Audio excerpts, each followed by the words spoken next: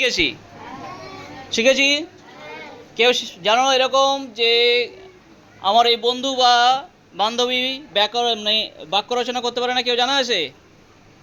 তোমাদের মধ্যে কেউ আছো নাকি বাক্য রচনা করতে পারো না? ইয়াসিন, বাক্য রচনা করতে পারো? পারে। প্রত্যেকেরই পারা উচিত।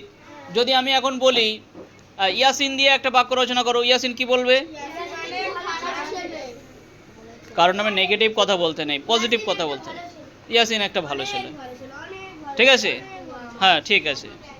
এবারে এখন আমরা এরকমভাবেই বাক্য সাজিয়ে সাজিয়ে একটা রচনা তৈরি করব। কি তৈরি করব? বাক্য সাজিয়ে সাজিয়ে একটা রচনা, সেটাই তৈরি হয়ে যাবে একটা রচনা, ঠিক আছে? নিজের মতো করে সুন্দরভাবে আমরা যার মতো যে যেমন পারি লিখব, এটা কি হবে? একটা রচনা হবে। ওকে, আছে রচনার ব্যাপার আছে। রচনা কি নিয়ে? আমাদের গ্রাম নিয়ে হচ্ছে রচনা। এবার আমাদের গ্রাম যখন নিয়ে বলবো তখনই বেশ কিছু কথা সেখানে আসবে। আমাদের গ্রামের লোকজন নিয়ে দুটো একটা কথা লিখব। রাস্তাঘাট পুকুর নিয়ে কথা লিখব। স্কুল অফিস এগুলো কি আছে না আছে সেগুলো নিয়ে লিখব। গাছপালা কেমন আছে সেগুলো নিয়ে লিখব। সেখানে যদি নদী থাকে কিছু বা খাল থাকে বা বিল থাকে এগুলো নিয়ে আমরা লিখব। এখানে যদি কোনো উৎসব অনুষ্ঠান হয় বছরে, যেমন মেলা হয় অনেক সময় অনেক গ্রামে, মেলা নিয়ে লিখতে হবে।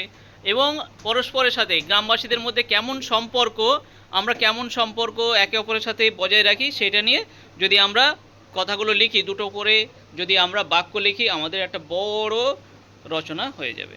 এটা হচ্ছে রচনা লেখার একটা সহজ কৌশল এবং রচনা মনে রাখার সহজ কৌশল।